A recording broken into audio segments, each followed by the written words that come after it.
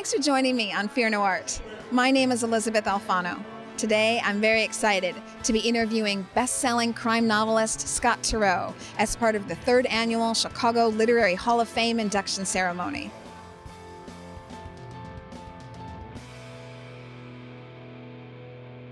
Scott, thank you for speaking with me today. It's really a thrill to have you here.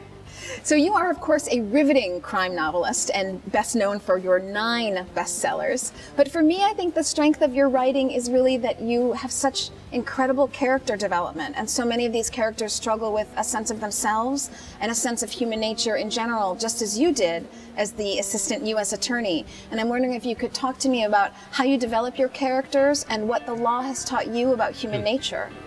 Well, thank you for all of that.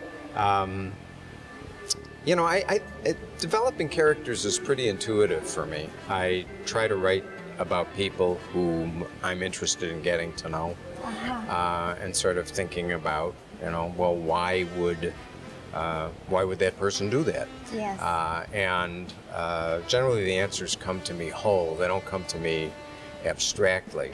Maybe her mother didn't think she was pretty, or just those kinds of things, and the developmental incident will come at the same time. My characters all have histories. They all have histories that define them. So how long does it take you to develop these characters? Because many of them come back again and again in your books, and so they are really well thought out. Right. Well, if you do all the hard work, you know, why waste it? Yes, right. Why toss them on the trash heap and start again? It's usually 3 years between books for me.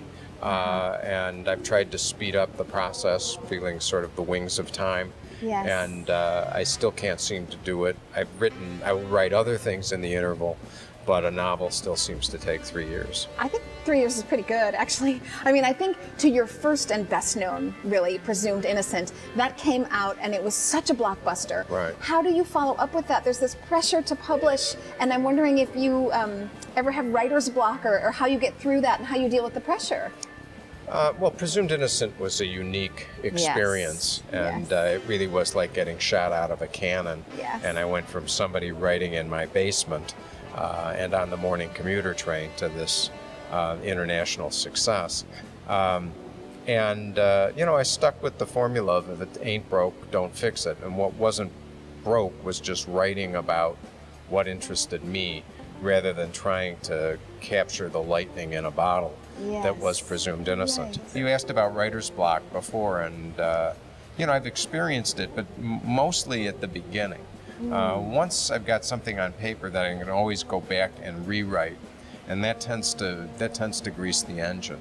The best trick of the trade I was taught by my teacher, Wallace Stegner, the revered novelist, and Wally taught me and everybody else in the advanced fiction seminar at Stanford, where I was a writing fellow, that you know, to put your rear end in a chair every day. Stegner used to say that he wrote 2 pages every day of the year except Christmas, his theory being that at the end of the year you had 730 pages, and in 730 pages there had to be something worth saving. Something worthwhile. You mentioned writing at Stanford, and of course you went to Harvard Law School, so you are a practiced creative writer.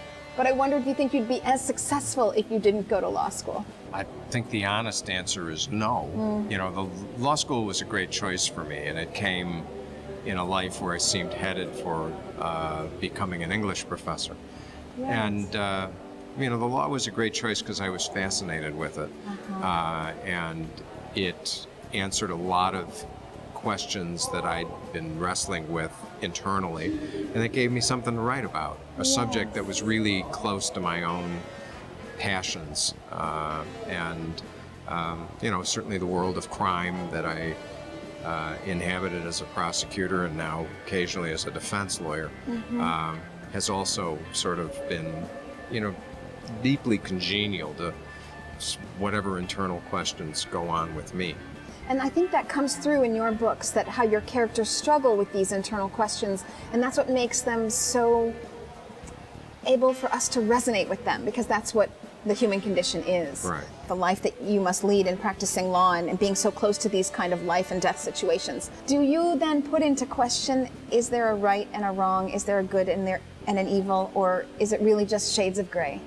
Well, I think there's clearly things that are right and wrong, and we all know what they are. When you get into motivation, though, Right. it gets pretty gray, and when you get into the complexity of particular situations, it can get pretty gray too. Nobody's free from sin, and that's an illusion certainly that I don't carry around. Yeah. And the fact that everybody is vulnerable to temptations of one kind or another, and that even in doing something fundamentally noble, they can still do things that we think are wrong, what Faulkner called the human heart in conflict with itself. But there's no doubt that the milieu of the law and the questions it asked, guilt or innocence, how do we find the truth, Right. are very fundamental to me. I wondered if you could tell me, what is your next book? In my fictional world of Kendall County, the book concerns two twins, identical twins, one of whom is running for mayor, and the other one of whom is being released when the book opens from prison after serving 25 years for murdering his girlfriend. The brother of the murder victim accuses the mayoral candidate of also having had a hand in the murder. Well, there's nothing like law and politics. Yes, I like writing about politics too. Yes, you do. Well, this has been a treat for me. Thank you for speaking with me. Oh, you're welcome. Thank you very much, Elizabeth. It's great. Appreciate the opportunity. There's an artist and a creative spirit around every corner and at the Chicago Literary Hall of Fame induction ceremony. Join me on the next episode of Fear No Art as we get into the unique and fascinating world of the independent artist.